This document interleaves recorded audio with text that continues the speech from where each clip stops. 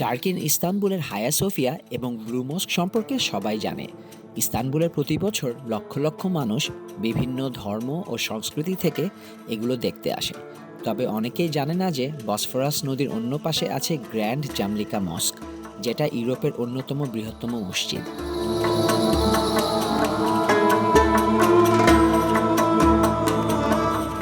এই মসজিদটির নির্মাণ শুরু হয় ২০১৩ সালে এবং সম্পন্ন হয় ২০১৯ সালে।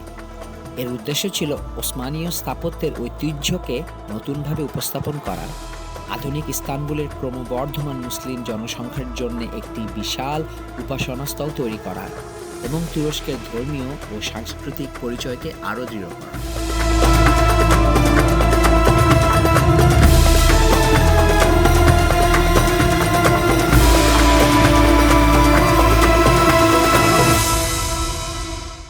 আজ এটি শুধু একটি নামাজের স্থান নয়, বরং একটি সাংস্কৃতিক কেন্দ্র, যেখানে লাইব্রেরি, আর্ট গ্যালারি ও বিভিন্ন শিক্ষামূলক কার্যক্রম রয়েছে।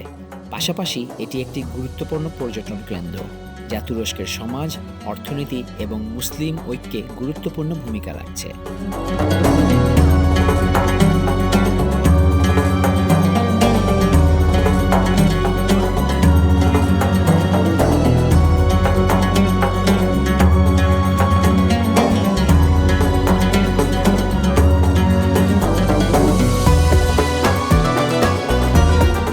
বসফরাস নদীর উপর দাঁড়িয়ে থাকা এই মসজিদ যেন সময়ের সেতু বন্ধন।